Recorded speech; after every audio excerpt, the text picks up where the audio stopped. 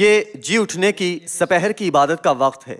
آج ہم خدا کے کلام کا مطالعہ واس کے عنوان جی اٹھنا اور بدل جانا سے کرنے کو ہیں۔ اپنی مصلوبیت کے بعد مسیح تیسرے دن مردوں میں سے جی اٹھے تھے۔ پھر انہوں نے ساری دنیا کے سامنے اپنے جی اٹھنے کا اعلان اپنے شاگردوں پر 40 دنوں تک ظاہر ہوتے ہوئے کیا تھا۔ سب سے حیران کن منظر وہ تھا جب یسوع اپنے شاگردوں کے سامنے عین اس کمرے میں اچانک ظاہر ہوئے جہاں وہ یہودیوں کے خوف سے بند دروازوں کے پیچھے اکٹھے چھپے ہوئے تھے۔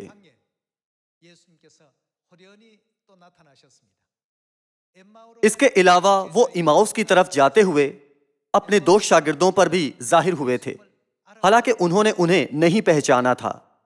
جب ہم کتاب مقدس سے ان شاندار مناظر کو دیکھیں جب خدا زمان و مکان سے پرے آزادانہ چلتے پھرتے تھے، تو ہم سب کو خدا کے وعدہ پر شک و شبہ سے پاک ایمان رکھنا چاہیے کہ بہت جلد ہمارے جسمانی بدن جن میں اب ہم قید ہیں روحانی بدن میں بدل جائیں گے۔ جی اٹھنے اور بدل جانے کو ہمیں سمجھانے کی غرض سے خدا نے ہمیں اپنی تخلیق کردہ کائنات سے کئی نمونے دکھائے ہیں۔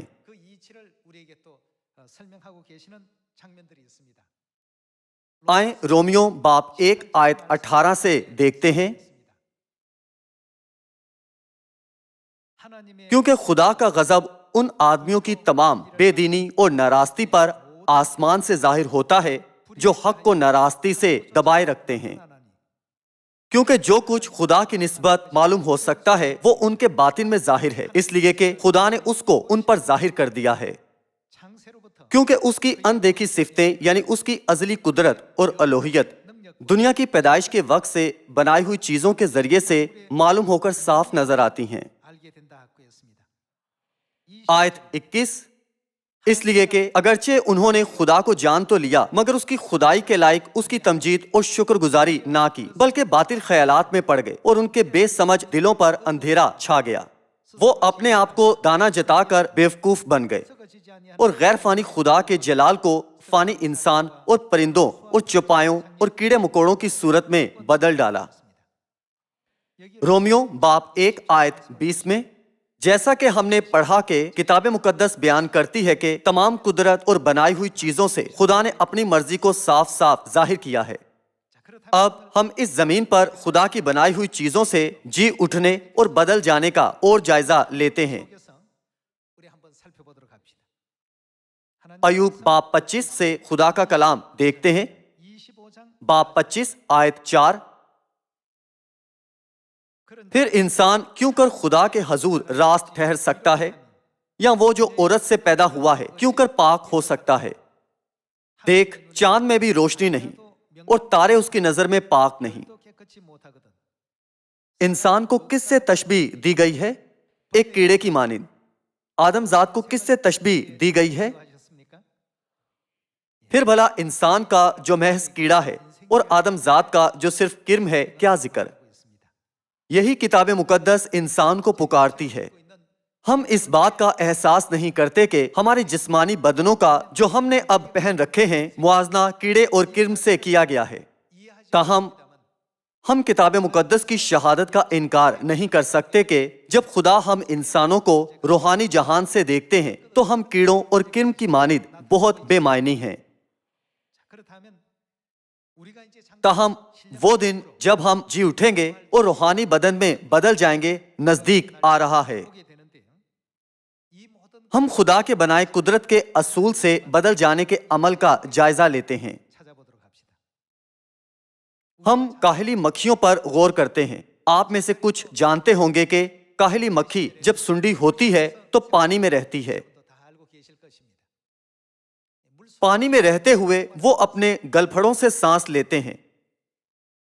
بالغ بننے تک وہ زیر آب پانی کے کیڑوں کے طور پر رہتے ہیں۔ اس مرحلے پر وہ سنڈیاں کہلاتی ہیں۔ ان کی زندگیوں کے اس مرحلے پر ان کی صورت اور ماحول مختلف ہوتا ہے۔ جب ان کے سنڈی ہونے کا مرحلہ مکمل ہوتا ہے تو وہ بدل جانے کو تیار ہوتی ہیں۔ وہ رینگ کر پانی سے نکل آتی ہیں۔ جب وہ پانی کو چھوڑ دیتی ہیں تو وہ ایک دھوپ والا اور گرم مقام تلاش کر لیتی ہیں تاکہ ان کے جسم مکمل طور پر سوکھ جائیں۔ اس لمحے سے وہ اپنی بناوٹ بدلنے لگتی ہیں اور کاہلی مکھیوں میں بدل جاتی ہیں۔ جب وہ سنڈی کے مرحلے میں ہوتی ہیں تو ان کے جسم کی ساخت اتنی موزوں نہیں ہوتی کہ وہ پانی سے باہر رہیں۔ تاہم بالغ بننے کے عمل میں وہ پانی سے باہر نکل آتی ہیں اور اپنے بدنوں کو سکاتی اور صورت بدل لیتی ہیں۔ حشرات کی دنیا میں اسے ایکلوشن کہا جاتا ہے۔ اس مرحلے پر وہ پورے طور پر کینچلی بدلتی ہیں۔ کاہلی مکھیاں وہ جلد اتار دیتی ہیں جو ان کی پانی میں تھی، اپنی بڑی گھنٹی نما آنکھوں سے پردہ ہٹاتی ہیں اور اپنے شفاف پر دکھانے لگتی ہیں اور اپنی لمبی دم اور نازک جسم کو ظاہر کرتی ہے۔ وہ ایسے جسم میں بدل جاتی ہیں جس سے وہ بغیر کسی مشکل کے تالاب کے ایک سرے سے دوسرے سرے تک اڑ پاتی ہیں۔ تبدیلی کے عمل سے گزرنے والے ایسے حشرات اسی دنیا میں وجود رکھتے ہیں جہاں ہم رہتے ہیں۔ تو پھر ہمیں خدا کے وعدہ پر اعتقاد رکھنا چاہیے کہ وہ ہمارے فانی بدنوں کو غیر فانی روحانی بدنوں میں بدل دیں گے۔ جب ایک کاہلی مکھی سنڈی ہوتی ہے تو اس کے جسم کی ساخت خشک زمین پر رہنے کے لیے موزوں نہیں، یہ زیر آب رہنے کے لیے پیدا کی گئی ہوتی ہے۔ تاہم جب یہ بالغ ہوتی ہیں تو مزید پانی میں رہ نہیں سکتی، وہ ایسے کیڑے میں بدل جاتی ہیں جو پانی سے باہر رہتا اور آزادی سے اڑتا ہے۔ بالکل اسی طرح اگرچہ اب ہم اپنے جسمانی بدنوں میں رہتے ہیں، پر خدا نے وعدہ کیا تھا کہ وہ جلد ہمارے پاس حالی کے بدنوں کو فرشتوں کے بدنوں میں بدل دیں گے۔ 2000 سال پہلے یسوع اس زمین پر جسم میں آئے تھے اور ہماری بجائے صلیب پر موئے۔ تاہم اپنی مصلوبیت کے بعد وہ تیسرے دن مردوں میں سے جی اٹھے تھے۔ انہوں نے ہمیں صاف صاف دکھایا کہ جی اٹھنا کتاب مقدس میں محض ایک کہانی کے طور پر وجود نہیں رکھتا۔ یوں خدا نے ہمیں ایک یقینی ثبوت دیا ہے کہ ہم بھی جی اٹھیں گے۔ صرف کاہلی مکھیاں ہی نہیں ہیں جو اس عمل سے گزرتی ہیں۔ یہ کہا جاتا ہے کہ جھینگر بھی قریباً 7 سالوں تک سنڈی کے طور پر زیر زمین رہتے ہیں۔ تقریباً 7 سالوں کے بعد وہ بناوٹ بدلنے کے عمل سے گزرتے ہیں اور سنڈی سے ایک بالغ میں بدل جاتا ہے۔ یہ کہا جاتا ہے کہ وہ تقریباً 2 ہفتے سے 1 ماہ تک بالغ کے طور پر رہتے ہیں۔ اگر سنڈیاں 1 گھنٹے تک رینگیں تو وہ زیادہ دور تک سفر نہیں کر سکتی۔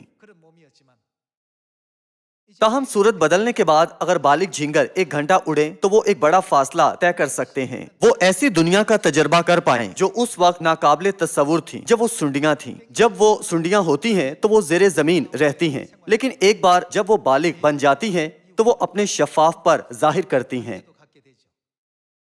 انہیں مزید زیر زمین رہنے کی ضرورت نہیں رہتی، بلکہ وہ ہوا میں آزادانہ اڑنے کے قابل ہوتے ہیں۔ حتیٰ کہ اس دنیا میں ایسی مخلوقات ہیں جو مختلف قسم کی زندگیوں کا تجربہ کرتی ہیں۔ بالکل اسی طرح اگرچہ ہم اس زمین پر جسمانی بدنوں میں قید زندگی گزارتے ہیں، تو اس لمحے سے جب خدا ہمیں فرشتوں کا جامہ پہنائیں گے ہم مزید اس بدن میں نہیں رہیں گے۔ خدا نے کہا ہم یقیناً فرشتوں کے بدن میں بدل جائیں گے، لہٰذا جی اٹھنے پر ہم کس کی مانند ہوں گے؟ خدا نے کہا ہم آسمانی فرشتوں کی مانند ہوں گے۔ نجات کے کام میں جس کی قیادت باپ اور ماں کر رہے ہیں، ہمیں اس میں ان کے فرمان و احکام کی فرما برداری کرنی چاہیے اور ہمیشہ اپنے جی اٹھنے کے لمحے کے لیے پر امید رہنا چاہیے تاکہ ہم سب ابدی آسمان کی بادشاہی میں داخل ہو سکیں۔ کیا کتاب مقدس نہیں کہتی کہ وہ دن ضرور آئے گا؟ ہم پہلا کرنتھیوں باب 15 سے خدا کا وعدہ معلوم کرتے ہیں۔ پہلا کرنتھیوں باب 15 آیت 50 سے دیکھتے ہیں۔ اے بھائیو، میرا مطلب یہ ہے کہ گوشت اور خون خدا کی بادشاہی کے وارث نہیں ہو سکتے، ہم اپنے جسمانی بدنوں کے ساتھ خدا کی بادشاہی کے وارث نہیں ہو سکتے. ہمارے یہ بدن جو اب ہیں ان کے ساتھ یہ ناممکن ہے اور نہ فنا بقا کی وارث ہو سکتی ہے. دیکھو میں تم سے بھید کی بات کہتا ہوں, ہم سب تو نہیں سوئیں گے, مگر ہمارے ساتھ کیا ہوگا؟ سب بدل جائیں گے, اور یہ ایک دم میں, ایک پل میں. پچھلا نرسنگا پھونکتے ہی ہوگا, کیونکہ نرسنگا پھونکا جائے گا اور مردے غیر فانی حالت میں اٹھیں گے, یعنی جی اٹھیں گے, اور ہم بدل جائیں گے. جی اٹھنے کے بعد کے بدن اور تبدیل ہونے یا بدل جانے کے بعد کے بدن ایک ہی ہیں. موت کا تجربہ کیے بغیر فرشتوں کے جامے پہن لینا ہی بدل جانا کہلاتا ہے, جبکہ مردوں میں سے زندہ ہونے کے بعد فرشتوں کا جامہ پہننا جی اٹھنا کہلاتا ہے. فرشتوں کا جامہ پہننے کی اصطلاح میں بات کریں تو جی اٹھنا اور بدل جانا ایک ہی ہے. یوں ہم روحانی بدن میں بدل جائیں گے. آج وہ دن ہے جب یسوع مسیح مردوں میں سے جی اٹھے تھے. مسیح کے جی اٹھنے سے انہوں نے ہمیں سکھایا کہ ہم بھی جی اٹھنے کی قوت میں شریک ہو سکتے ہیں. فلپیوں باب 3 آیت 20 دیکھتے ہیں.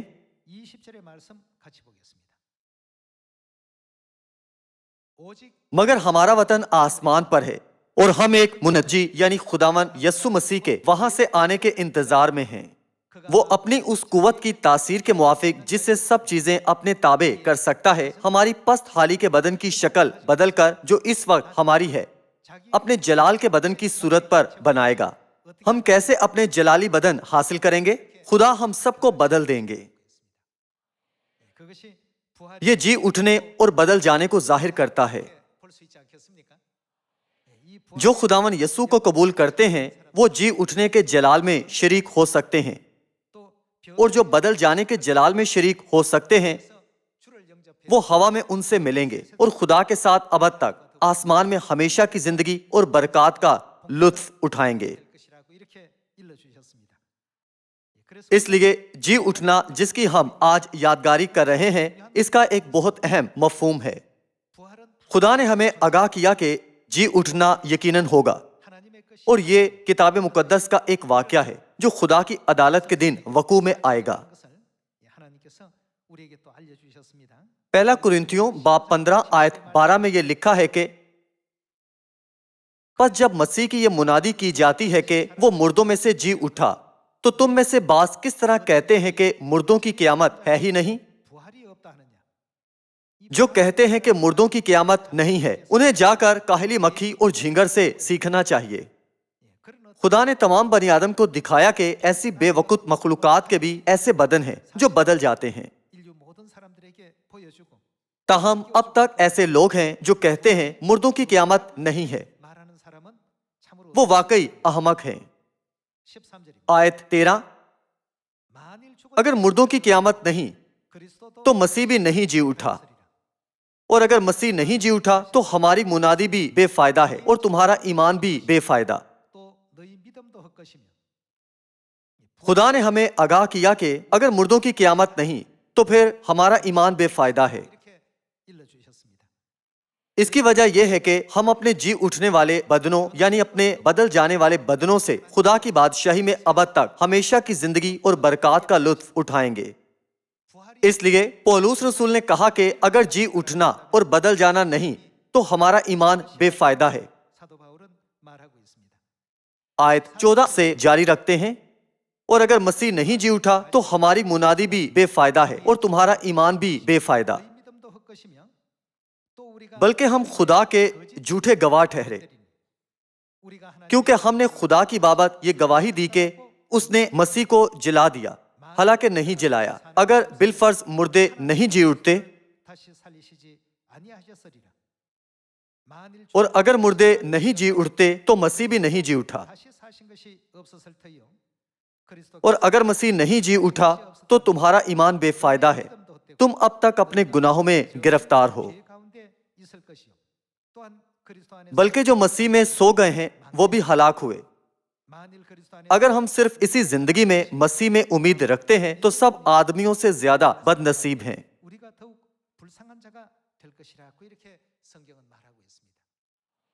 क्या इसका मतलब ये नहीं है कि हमारा जी उठना यकीनन वकू में आएगा? पौलुस रसूल ने जी उठने पर भी जोर दिया था। आयत 29 से देखते हैं कि वो जी उठने के बारे में कैसे बयान करता है। वरना जो लोग मुर्दों के लिए बपतिस्मा लेते हैं वो क्या करेंगे? अगर मुर्दे जी उठते ही नहीं तो फिर क्यों उनके लिए बपतिस्मा लेते हैं?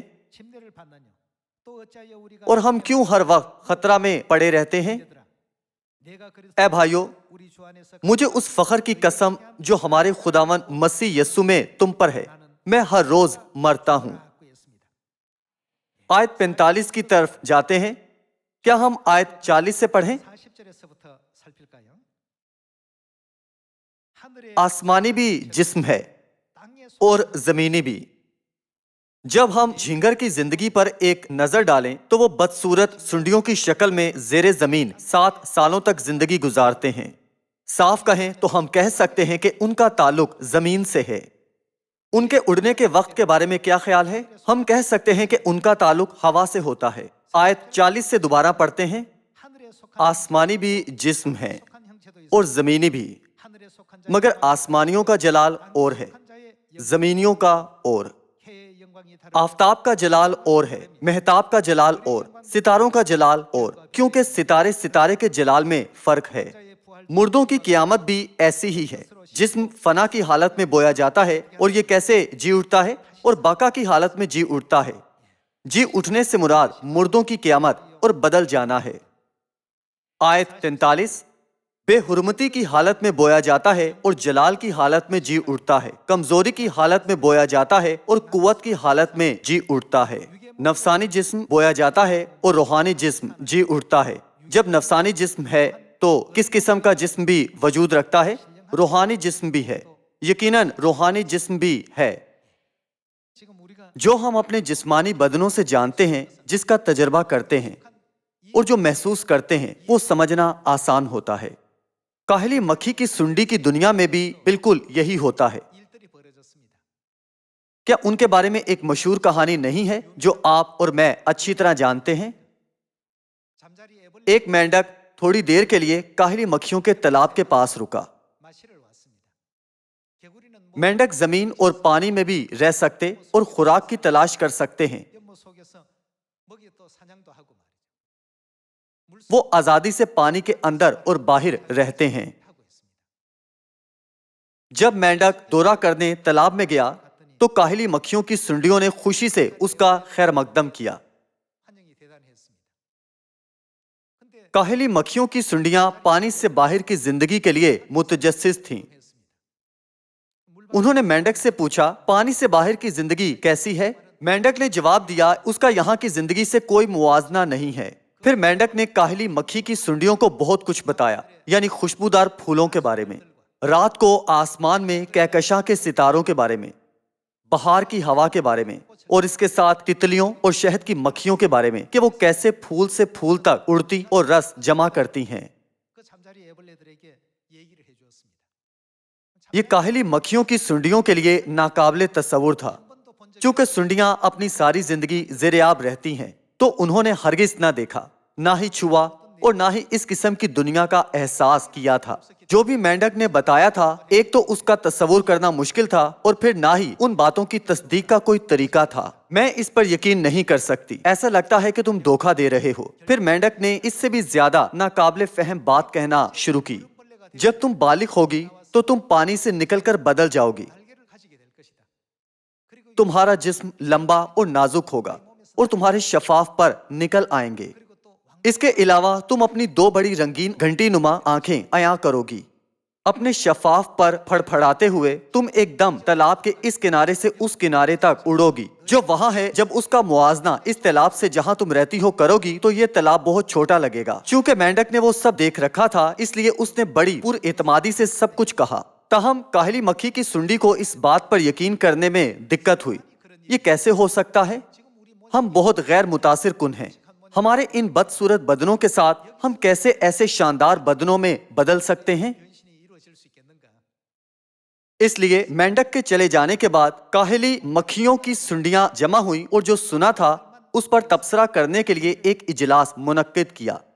جو مینڈک نے کہا کیا سچ ہو سکتا ہے یا یہ ایک جھوٹ ہے.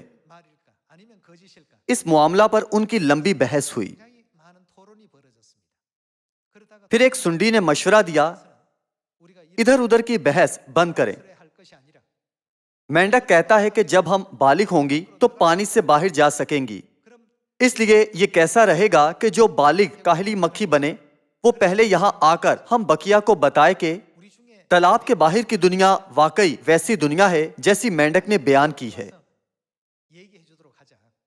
ایک بار تصدیق ہو جائے کہ ایسی دنیا واقعی وجود رکھتی ہے تو ہم باقی اس پر یقین کر سکتے ہیں. صحیح؟ ہر ایک نے اس کی تجویز سے اتفاق کیا اور اجلاس ختم کر دیا. پھر ایک دن آیا جب سنڈیوں میں سے ایک کو تالاب چھوڑ جانا تھا.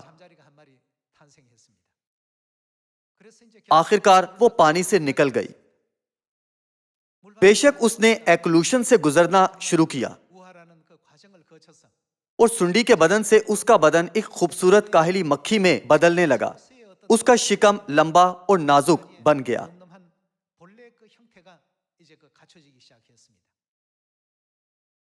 جیسے ہی زور لگا کر اس نے اپنا نیا بدن کھینچا اس کے شفاف پر اس کی پیٹھ پر نکل آئے. اس کی عام سی آنکھیں زیادہ بڑی گھنٹی نما اور گول بن گئیں. پانی کے عکس میں دکھائی دینے والی اپنی صورت سے وہ حیران رہ گئی. اپنے پر پھڑ پھڑاتے ہوئے وہ آسانی سے تالاب کے اس کنارے سے اس کنارے تک اڑ سکی. اس نے اسے سوچنے پر مجبور کیا کہ کیا میں واقعی پہلے ایسے چھوٹے تالاب میں رہتی تھی. وہ اس حقیقت پر حیران رہ گئی تھی کہ اس کا آبی بدن جو کسی وقت زیر آب رہتا تھا اب آسمان میں آزادی سے گھوم سکتا ہے. وہ اس پر یقین نہ کر سکی. جو کچھ بھی مینڈک نے انہیں بتایا تھا وہ سب سچ تھا. اس تمام گفتگو کو یاد کرتے ہوئے جو سب سنڈیوں نے کی تھی اس نے سوچا مجھے فوراً تالاب میں واپس جانا اور اپنے دوستوں کو آگاہ کرنا چاہیے کہ واقعی یہاں خوبصورت پھول، شہد کی مکھیاں، تتلیاں اور ٹھنڈی ہوائیں ہیں جو پانی سے باہر کی دنیا میں پھولوں کی مہک کو لیے چلتی ہیں. اس لیے اس نے واپس پانی میں جانے کی کوشش کی. تاہم اس نے چاہے کتنی زیادہ محنت سے کوشش کی تھی یہ ناممکن تھا کیونکہ اس کا بدن اس طرح سے تبدیل ہو چکا تھا کہ وہ آئندہ پانی میں نہیں جا سکتی تھی. اس دوران تالاب میں کاہلی مکھی کی سنڈیوں نے جمع ہو کر ایک اور اجلاس منعقد کیا. اسے پانی کو چھوڑے کئی مہینے ہو چکے ہیں اور وہ واپس نہیں آئی. اس لیے اس سے ثابت ہوتا ہے کہ جو مینڈک نے کہا تھا یقیناً سب جھوٹ ہے. جو مینڈک نے کہا تھا اگر وہ سچ ہوتا تو ہماری دوست ضرور واپس آ جاتی اور ہمیں آگاہ کرتی کہ وہ سب سچ تھا، مگر واپس نہیں آئی ہے. اس لیے ایسی کسی دنیا کا وجود نہیں ہے. یہ ان کا نتیجہ تھا. تب ان میں سے ایک ذہین سنڈی نے اپنی لغت میں ایک جملہ شامل کیا کہ وہ سب جو مینڈک نے کہا تھا جھوٹ ہے. شاید یہ ایک مزاحیہ کہانی لگتی ہے، تاہم ہم انسان جو اس ننھے سیارے زمین پر قید ہیں تالاب میں قید کاہلی مکھی کی سنڈیوں کی مانند ہیں. لوگ سوچتے ہیں کہ ان کی جسمانی زندگیاں جو وہ اب گزار رہے ہیں سب کچھ ہیں. ایک بار ہم بدل گئے تو ہم روحانی بدن میں رہنے کے قابل ہوں گے جو دکھنے میں تعجب خیز ہے. ہمیں یہ سب سمجھانے کے مقصد سے خدا اس زمین پر آئے تھے. وہ صلیب پر ہماری خطاؤں کے سبب ہماری خاطر موئے تھے. مردوں میں سے اپنی مصلوبیت کے تیسرے دن جی اٹھے تھے اور ہمیں آگاہ کیا کہ ہمارے جسمانی بدنوں کے مرنے کے بعد بھی ہماری زندگیاں ختم نہ ہو جائیں گی. یقیناً وہ وقت آئے گا جب ہم موت کے بعد زندہ کیے جائیں گے. اسی لیے کتاب مقدس میں لکھا ہے کہ نفسانی جسم بویا جاتا ہے اور روحانی جسم جی اٹھتا ہے. خدا نے آسمانی بدنوں کا موازنہ زمینی بدنوں سے کیا ہے. آپ سب یہ اصرار کرنے والے لوگ بھی ہوتے ہیں کہ کیا جی اٹھنا اور بدل جانا محض پریوں کی کہانی ہے جس کا ذکر مسیحیت میں کیا جاتا ہے؟ نہیں، یہ پریوں کی کہانی نہیں ہے بلکہ یہ ہماری حقیقت ہے. خدا نے آسمانوں اور زمین کو اور جو کچھ ان میں ہے وہ تخلیق کیا اور وہ کائنات پر حکمرانی کرتے ہیں. ہمیں ان سب باتوں پر مطلق ایمان رکھنا چاہیے. حتیٰ کہ ہمارے گرد خدا کی تخلیق کردہ ساری قدرت کے ذریعے خدا ہمیں واضح آگاہ کرتے ہیں کہ فرشتوں کا ایسا جہان جہاں ہم جائیں گے یقیناً وجود رکھتا ہے، تاہم انسان اس کا اندازہ لگانے سے قاصر ہیں اور زمین پر ایسے زندگیاں گزارتے ہیں جیسے یہی سب کچھ ہے۔ جی اٹھنے کا دن جسے ہم آج منا رہے ہیں، اس کے ذریعے مہربانی سے اپنے ذہن کو تبدیل کریں اور ہم ایمان رکھیں کہ ہم ضرور فرشتوں کے جہان میں داخل ہوں گے، اور وعدہ کا یقین کریں کہ ہم آسمان میں خدا کی طرف سے ہمیشہ کی زندگی اور برکات کا لطف اٹھائیں گے۔